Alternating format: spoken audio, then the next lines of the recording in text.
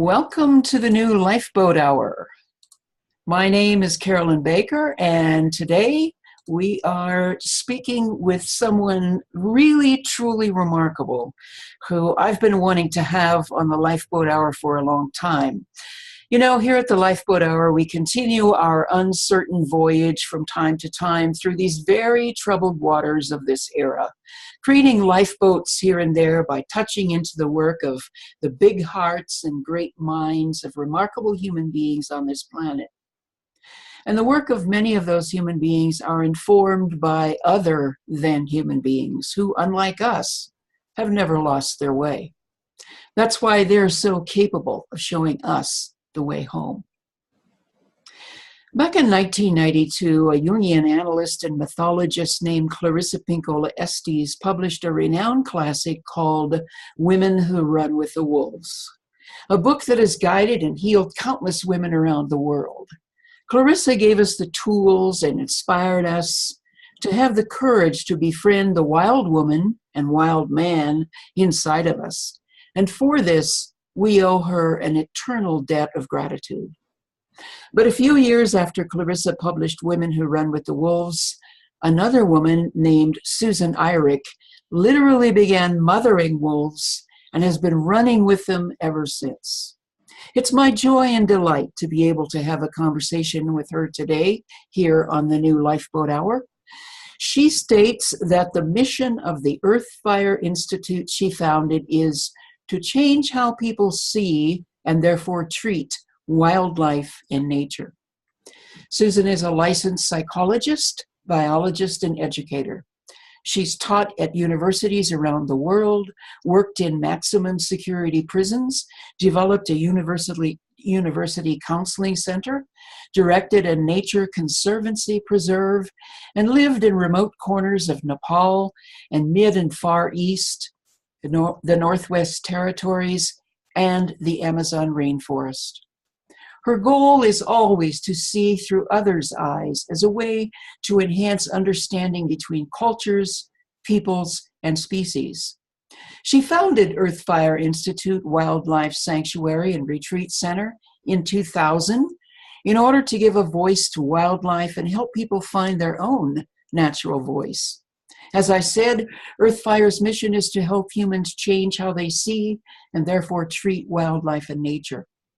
Susan lives with these animals throughout their lifetimes, developing deep relationships and insights. This makes it possible for her to bring wild animals' voices into our awareness and into conservation decisions. Earthfire is located in the heart of rural Teton Valley in Idaho, in the western shadow of the Grand Teton National Park, encircled by wilderness. I urge you to visit the Earthfire website at earthfireinstitute.org. And now, Susan Eirich, welcome to the new Lifeboat Hour. Thank you. You know, Susan, I know that you've told the story hundreds of times, but I'd like to ask you to tell us today your story of how Earthfire came to exist as a result of an incredible bond that you developed with some wolf puppies that caused you to viscerally experience your more than human nature. You know, Carolyn, I could tell it 100 more times. It's so alive and vibrant in me. It feels alive, and it's a joy to tell it each time. Yeah. So I've loved animals ever since I could come into consciousness, and always really loved wolves. I don't really know why, I just always did. And then I don't know if you want to call it chance or providence, I was invited to help raise 7 wolf puppies. And obviously I said yes immediately. I didn't care what the consequences were. I didn't care how I had to move. Nothing mattered. I was going to go do it, which I did. It's hard to explain what it's like to hold a wolf puppy in your arms as you're bottle feeding it. They're such squiggly little things. A friend of mine held one because she wanted to feel it, and she said, "My God, it's like holding onto a moonbeam," which is what it was like, just all lightness and air. So you had to hold them against yourself, against your chest and your heart, as you gave them the bottle. And as I began to bottle feed them and held them one by one against my heart, feeling them pull on that nipple, sucking down nutrients in their passionate bid for life, something just happened to me. A friend of mine who came and saw me, I don't know, a month or so later, she said, "You know what happened to you, Susan?" I said, "No." She said, "Motherhood." Mm. Yeah. I didn't have any children of my own, but I swore that the oxytocin was flowing all through my blood. The bond was so deep between me and the 7 puppies. They also became ill, and they all nearly died and required nursing like every 2 hours for several days. They all lived, but that just increased the bond even deeper, the intensity of caring for them, willing them to live, and they willed to live also. One of them we ended up calling Scamper, who lived, because she was so close to death, but she wasn't going to die. So feeling the passion of these animals. I mean, I've had dogs and cats, and I love all animals equally. So when I say this, it's not because wolves are better than dogs or cats. Right. It's that they're wild animals, and the life force in them is more vibrant. It's like we've minimized it a little bit, at least in dogs. And so you felt this incredible vibrancy and connection and passion to live. And the bond was so great that I said, I cannot continue my life without sharing this with other people, sharing the incredible beauty and when they grew up, the playfulness and the wonderful wolf mischief and the deep bond that lasted right through their deaths. They couldn't ever be released, so we lived with them for life. It was just so profound. And one of my joys in my life isn't just experiencing these things, it's sharing them. Yeah. With my fellow humans. Like, my God, look at this beauty, look at this, look at this. We're living our lives only half or less by not looking and wondering and enjoying what's around us. So I wanted to share this with my fellow humans, who these wolves are. And then the gentleman who asked me to raise them was at the time training animals, wild animals for movies, only by a deep connection with them. That's how he worked. And so I ended up, before I founded Earthfire, I ended up working with bears and all kinds of other wild animals as well. And it was the same, it's fundamentally not any different if it's a bear or a fox or a wolf or a badger or a cougar. There's an incredible life force in each of them, but there's a cougar life force, a bearish life force, a wolfish life force, but it's still a life force. And then expressed in these incredible beings. And then the individuality of each of them. We had 6 bears here, 6 dramatically different personalities, and those 7 wolf pups from the same mother, every one dramatically different individual personalities. So that's what I wanted to share. These are beings. These are beings of great depth. These are beings with great individuality who really want to live. And so as you said, the sheer visceral connection of it, I couldn't share with everyone, but I could do the best I can through writing and films and pictures to give people a feel of what's out there that we can connect with, that we can get sustenance and nurturance from, and give back in this beautiful back and forth energetic exchange that ideally is how we should be living on this earth. Absolutely. Yeah. Last time we had a conversation, Susan, it was an informal one, but you had the window open, and we got to hear some of the wolves that were stirred up by a nearby coyote. So, but we don't get to hear that today, and that's okay. No guarantee. We might. We might. Yeah. Who knows? That would be great. Well, Earthfire is rescuing and nurturing a number of wild animals, but in addition to those remarkable achievements, what else does Earthfire do? Well, as I said, my passion is to share who these beings are for all our sakes. So we begin to treasure them, treasure what's on earth for us, and then move to save land for them. because in my particular way of seeing things, love doesn't mean much if you don't fight for the beloved. Yeah. It just sort of is something that we take in as a gift to ourselves, but it has to be reciprocated. So my major focus, other than sharing the wonder and the joy that'll help us become saner, more nurtured, more just plain happier, feeling the sheer joy of life. Other than that, to see, okay, what is it that we can do? Mm. If you don't do that, you're just indulging yourself at the cost of other life. That's my particular opinion. Yeah. We're being self-indulgent and profoundly selfish and self-centered if we don't. I actually have a policy that nobody can come visit. And we have limited visits because I don't like the animals to be seen except in a deep connection. Mm-hmm. That you must understand that you're not coming here for your own entertainment. Mm.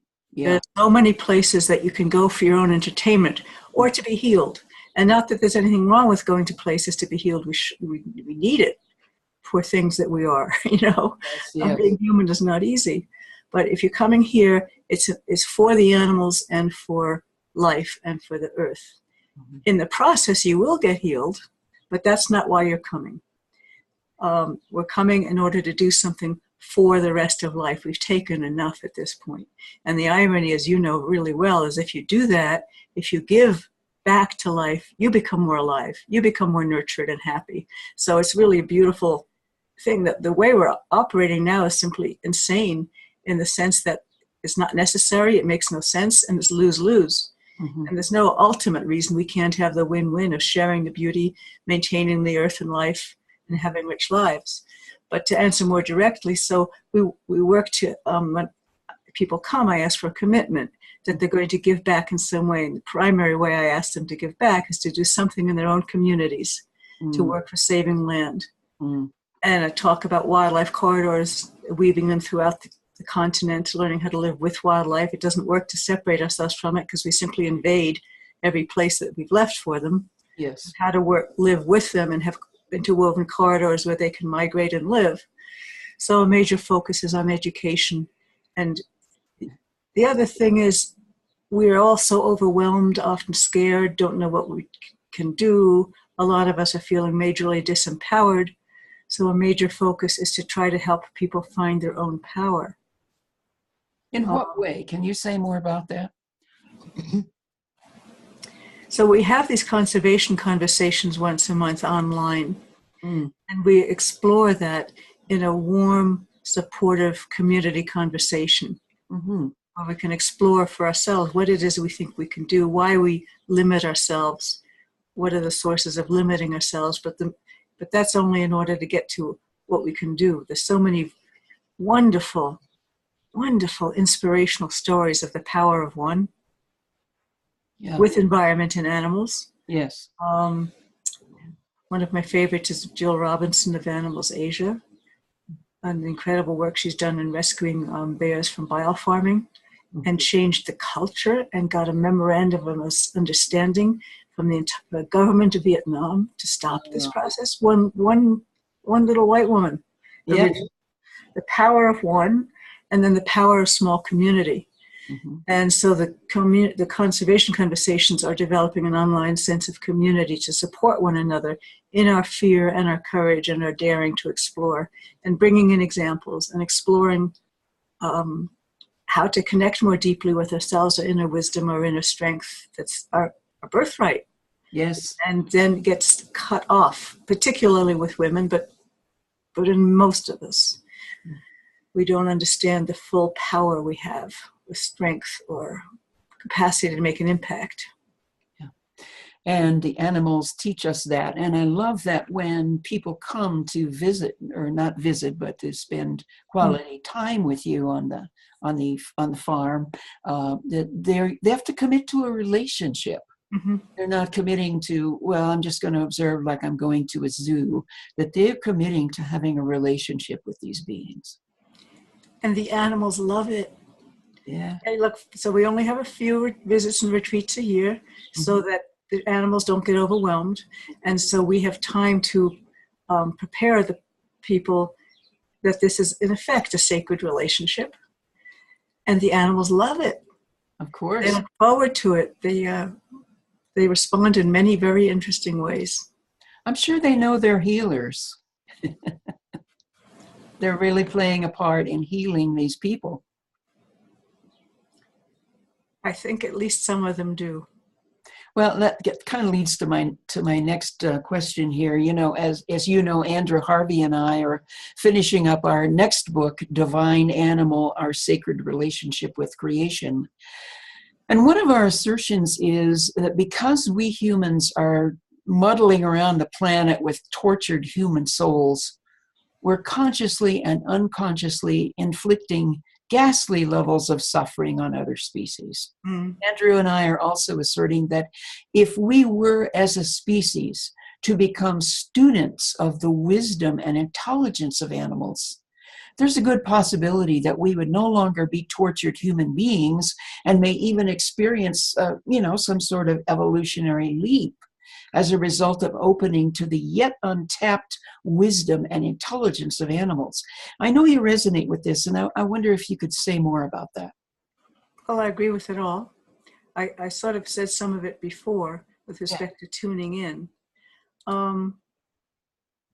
More and more we're beginning to realize, Aboriginal peoples knew it before, but we as a Western culture are beginning to realize the intelligence everywhere. Is coming out in more scientific studies, like books on the octopus, the soul of the octopus, the hidden life of trees. An article I just did on slime molds. I'm quite passionate about slime molds. They're so incredible. These beings that kind of move across the ground as a slime mold, slimy thing, and then turn into a spore and plant. They can outperform computers in laying out a transportation network.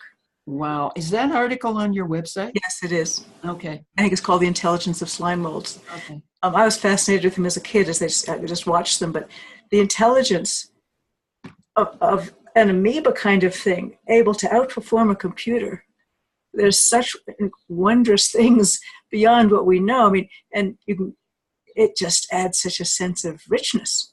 Absolutely. And, there was an article on the BBC recently about, basically the headline of the article was, we're only part human because our bodies are made up of so many microbes and like 90% is not us. Yes. This other life, we're a living, vibrating community ourselves. So what do we mean? I'm human and they're animals.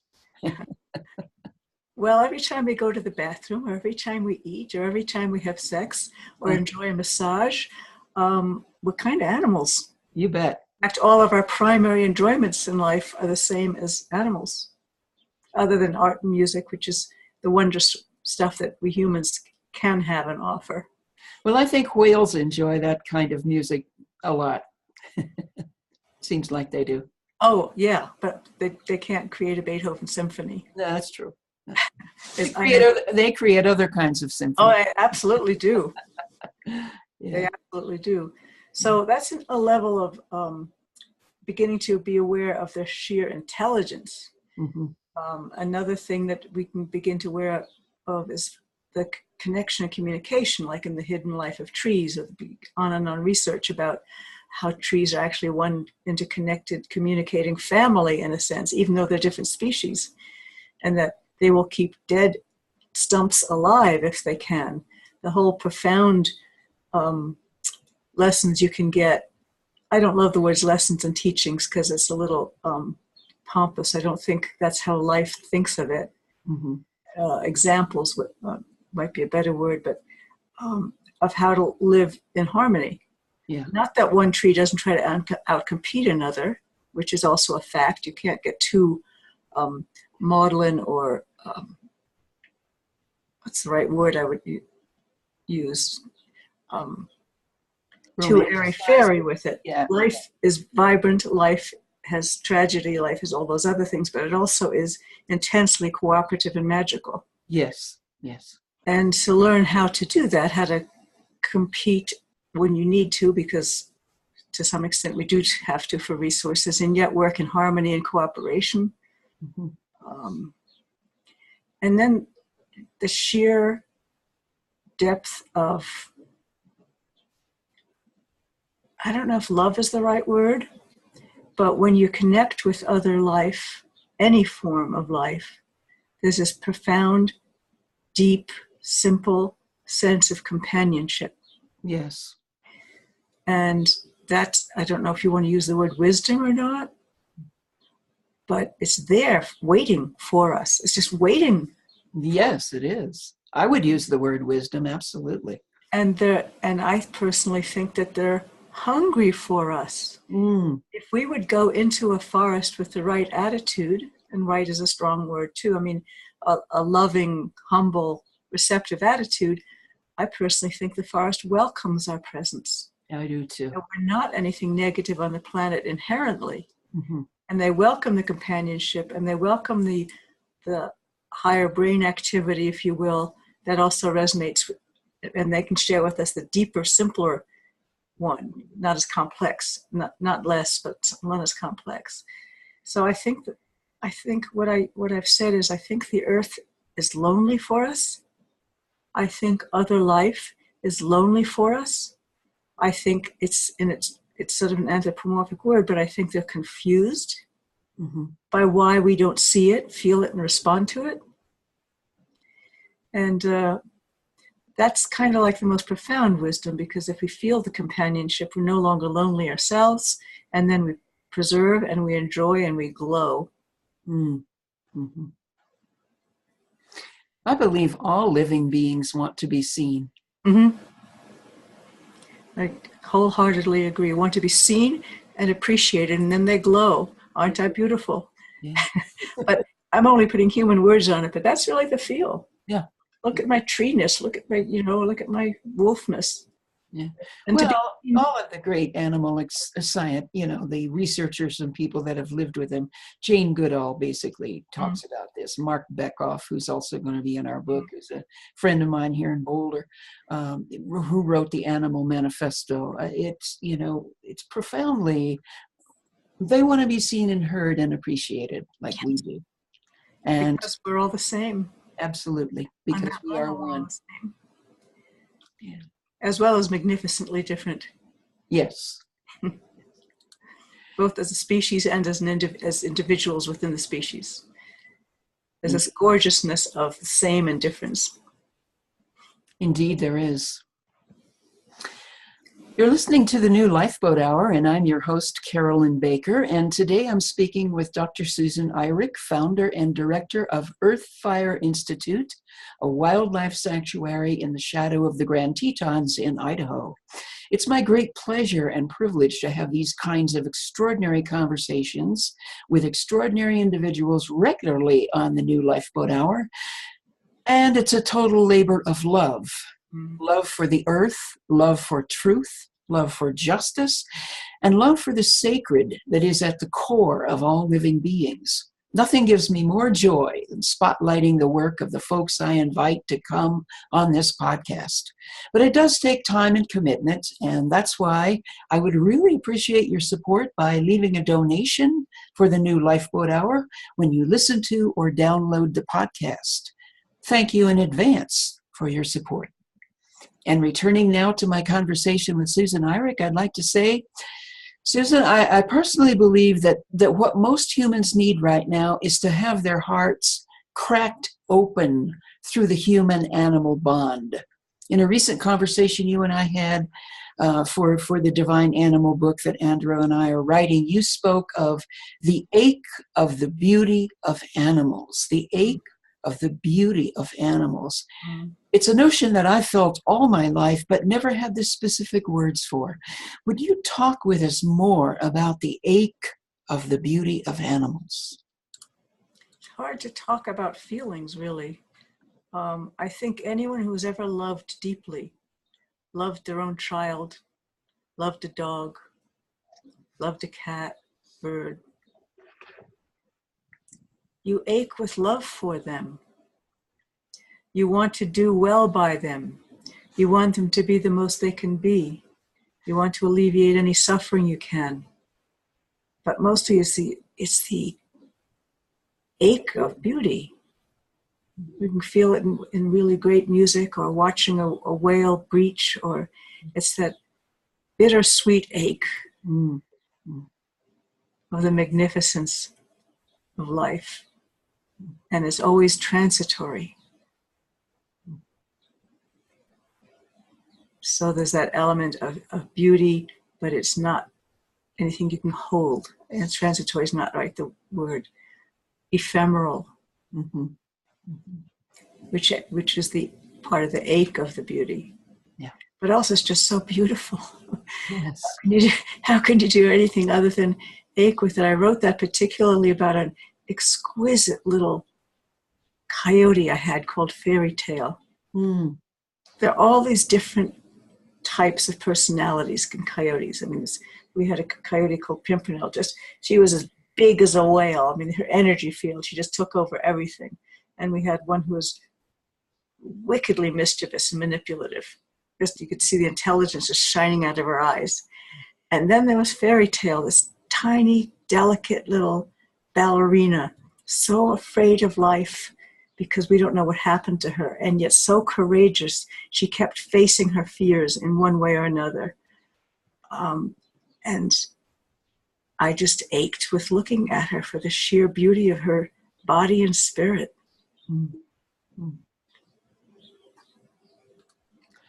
We allow ourselves to be touched deeply by these creatures, and that changes us forever.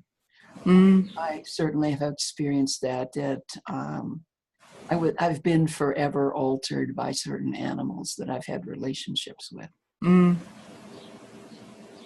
It opens and connects you. You bet. And you can never go back, and neither do you want to. No, absolutely not. Well, when we spoke earlier this month, you also talked about the very dark side of human-animal interaction. One of the very negative factors is the criminal element involved in animal abuse, like drug trafficking, poaching, trophy hunting, dogfighting, factory farming, inhumane animal research, and other highly lucrative horrors of animal extermination and torture. And you said that these are reasons why people must gain their own personal power in order to counterbalance these enormously predatory powers. Much of your work at Earthfire is to empower human beings through their relationships with animals. Now, you did mention, wanting people to go back into their communities and do whatever they can do for saving land. But can you say a little more about other ways that you want to and do empower people?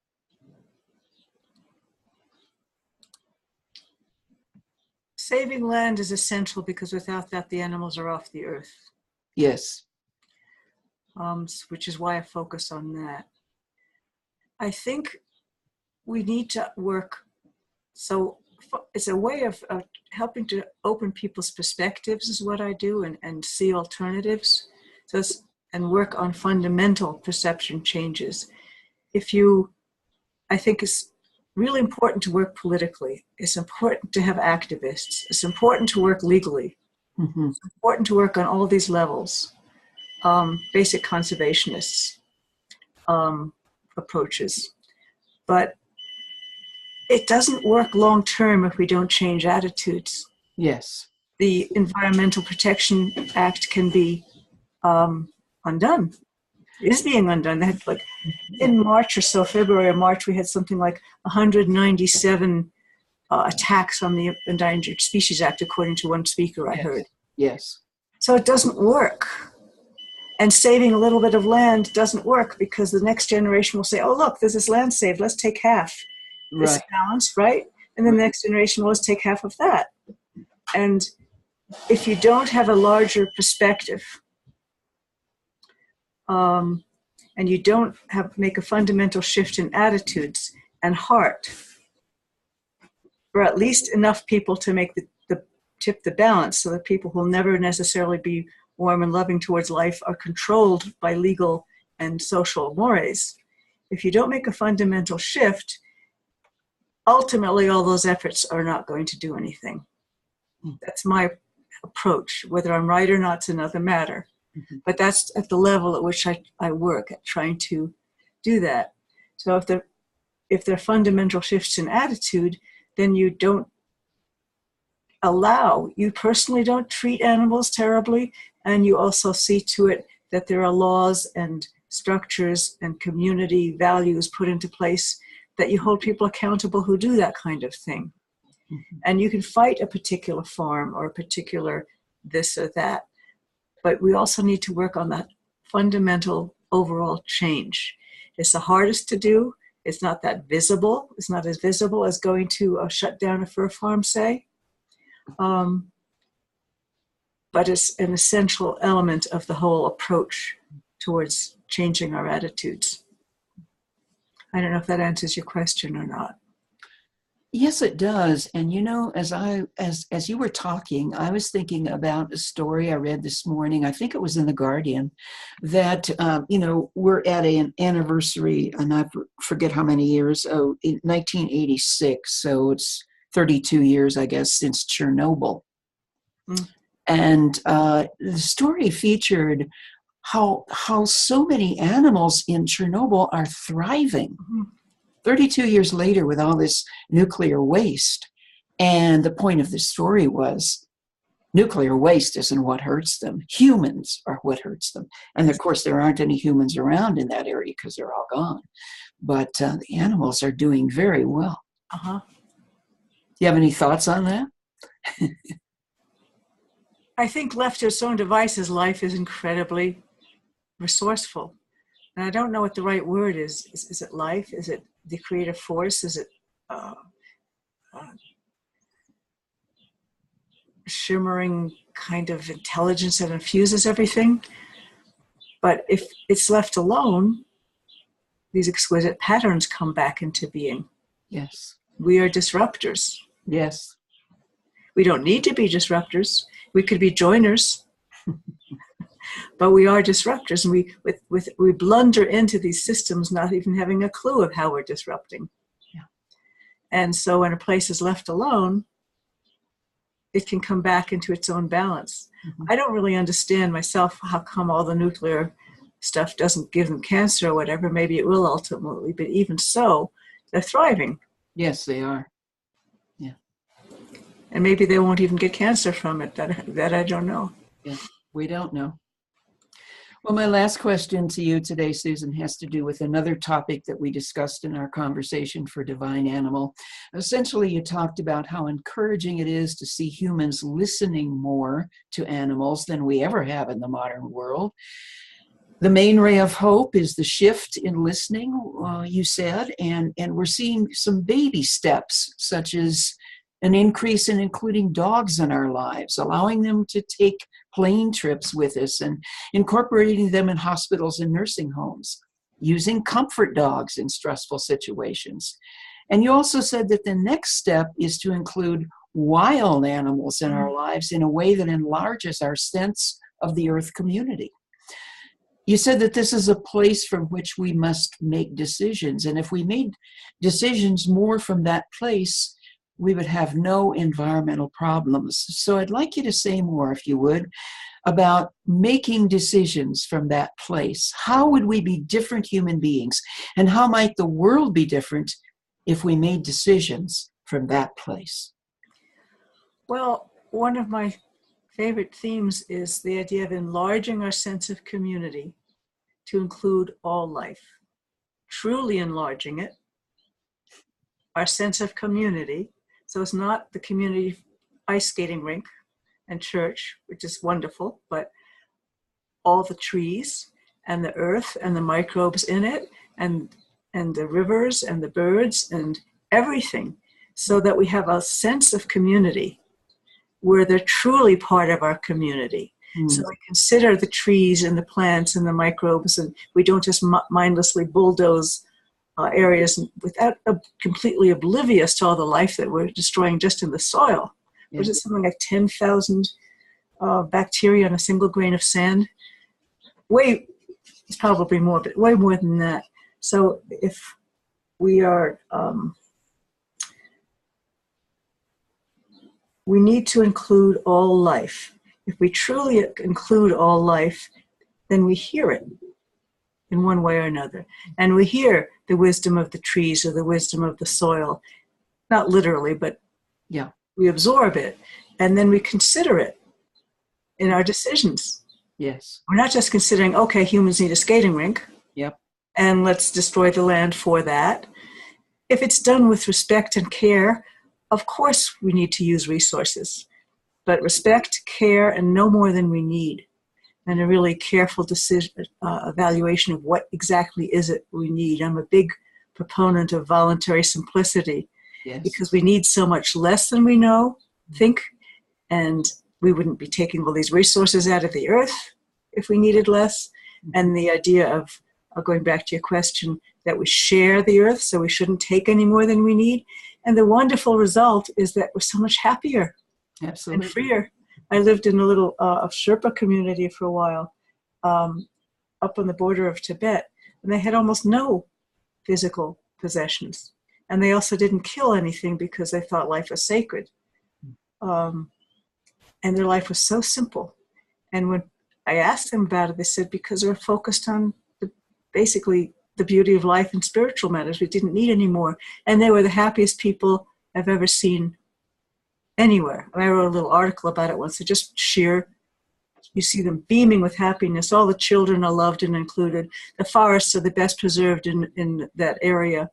So the consequences, if you include all life, you have well-preserved forests, you have happy children, you have happy marriages, nobody starves. So that's the human side of it, but we also make decisions that include other life, and therefore we're not destroying it because we include it in our thinking. And even if we don't understand that that's going to save us, because we actually need trees for oxygen and all that kind of thing, we don't even have to know the science of it. We go from the sheer idea of community and including them all, we save ourselves. Absolutely. Thank you for that. My guest today has been Dr. Susan Eirich, founder and director of Earthfire Institute, a wild animal sanctuary in Driggs, Idaho. And you can learn all about the work of Earthfire at its beautiful, engaging website, earthfireinstitute.org.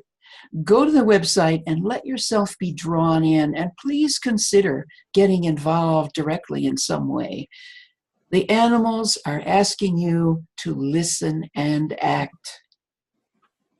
Susan, thank you so much for joining us today, and many blessings to you and the animals as you work with them and love them. Thank you, Carolyn. A pleasure to speak with you. And until next time, everyone, stay well, stay safe, and stay awake.